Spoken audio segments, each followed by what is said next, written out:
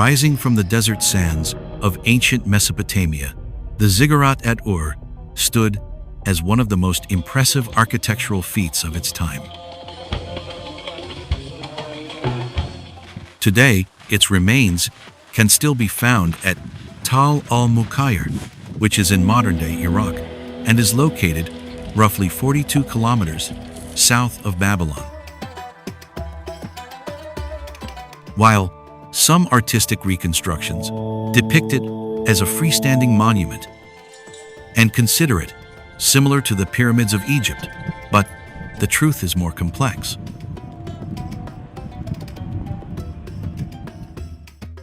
The ziggurat was actually enclosed by sacred precinct walls to the east, and within those walls, a vast square sanctuary was also included. This sanctuary was dedicated to Ningal. She was known as the divine wife of the moon god Nana. Nearby the sanctuary, there was a law court, which is a representation of the belief of keeping justice close to divine power. Eventually, the entire compound was fortified with an outer set of defensive walls, emphasizing both its spiritual and civic importance in the ancient city of Ur.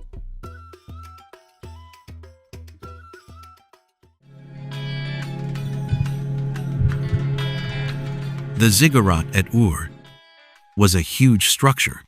Its base was 65 by 100 meters, and it stood 21 meters tall. It had 3 levels, or terraces, which are stacked on top of each other. At the very top was the most sacred place, a shrine. Even though we don't know exactly how Ziggurat was decorated, it definitely wasn't just a pile of bricks like it may look today after the modern reconstructions from the 20th century. On its northeast side, 3 massive staircases climbed up the ziggurat. First stair connects to a covered entrance or vestibule on the first level, which is about 20 meters off the ground. From there, another 2 central staircases led upward to the second and third levels. This design had a strong central axis, but that didn't match the layout of the rest of the surrounding buildings. For example, you couldn't enter the court directly from the front. You had to come in from a diagonal corner gate. The modern, reconstructed version of Ziggurat, made up of plain bricks, may look quite simple and gives wrong impression, because the original was not like that. It was much more detailed and impressive.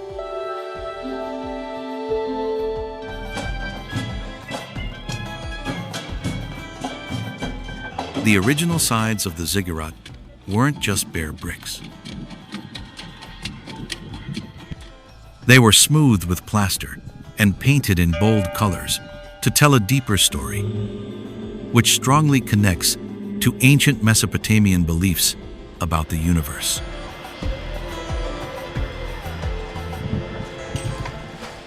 The heart of that story was Apsu, the god of the first primeval waters.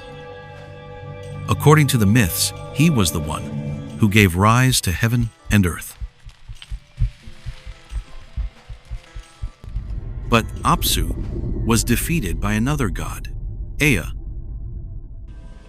who turned him into calm underground water. The ziggurat's colors reflected this tale. The lowest level, symbolizing Apsu, was painted white. The middle terrace was likely black. It was stood for the god Ea, who seems to be floating above and in control of the waters. The top level was painted red, which represented the bright air ignited by the sun. But what about the blue tiles which were found at the site? They likely came from the temple at the very top, and this blue color symbolizes the sky above. This was what made the Ziggurat at Ur a truly special monument. It was not just a building made of some parts. It was a complete design where stairs, platforms, and temple were all connected by color and meaning.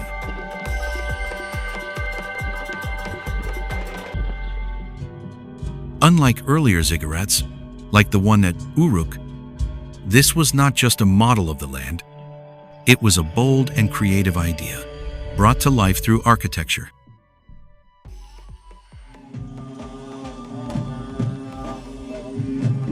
The construction of the Ziggurat at Ur did not begin with just bricks and tools. It started with a grand ceremony. The king himself took part in that sacred ritual, shaping the very first brick and carrying the first basket of earth up the structure. It was a moment of devotion and symbolism. To mark this act, small copper figures, shaped like pegs, were buried deep in the foundation before the beginning of this great monument. This ceremony may look royal, but the labor was harsh. Most of the actual building was done by slaves. These slaves are usually the war prisoners, taken from lands conquered in war, something that was sadly common in that era. The ziggurat was built using flat and square bricks, held together with bitumen. A bitumen was a natural tar-like substance, which helps in binding. Layers of reed matting, also soaked in bitumen, were added horizontally between the bricks. This helped in strengthening the structure and also save it from collapsing under its own weight. Each brick carried a clear message, stamped with the words Ur Namu, which means King of Ur, who built the Temple of Nana. It was a lasting reminder of the king's legacy and devotion.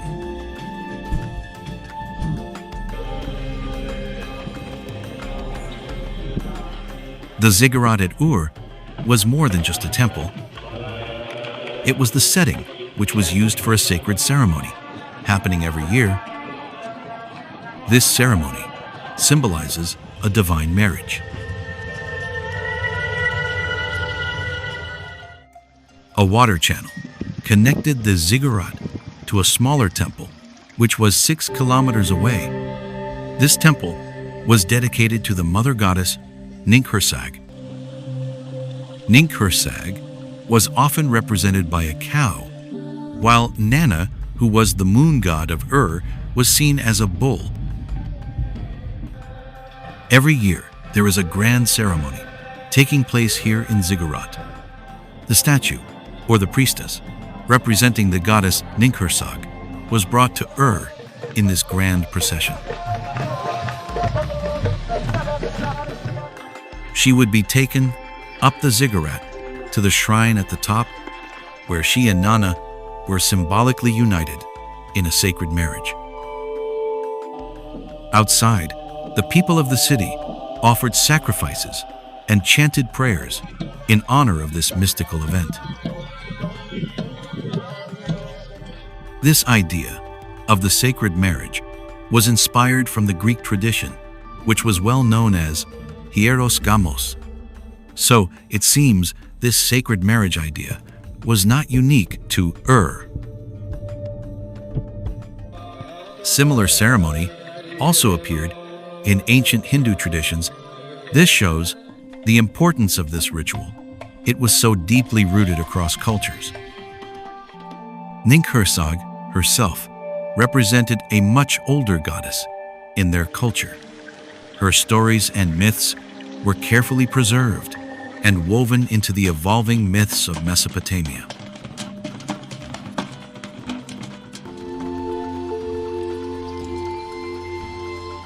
The ancient city of Ur was shaped almost like an oval, and winding along the edges of this oval city is the mighty Euphrates River. To connect the site with Euphrates River, harbors were created on the north and west sides,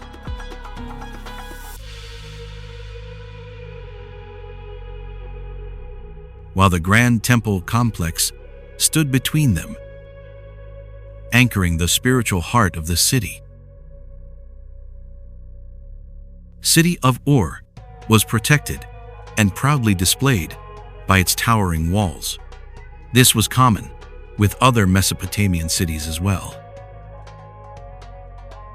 Additional layer of water canal was placed around the walls for more protection. These elements were not just for defense, they were also built to impress. From the top of these walls, you could see endless green fields stretching out in every direction, dotted with small farming villages and workers tending the land. Near the city walls, gardens and orchards brought life and color to the edges of the urban sprawl. The city gates themselves were carefully designed. They were flanked by tall towers, which were decorated with shield-like bands. This grand scale made a strong statement to anyone arriving at the city of Ur.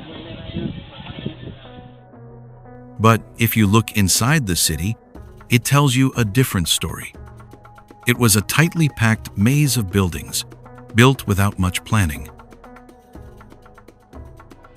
There were no royal roads yet. They were added later. The streets ranged from narrow alleys to slightly wider paths, just 2 to 3 meters across. These streets were not just for walking.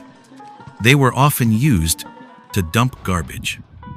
It was an old practice that continued even in medieval Europe.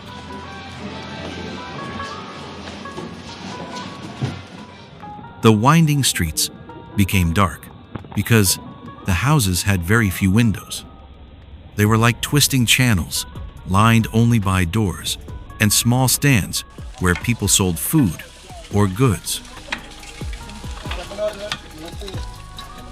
It certainly was a city of contrasts, looking grand from the outside, but crowded and chaotic within.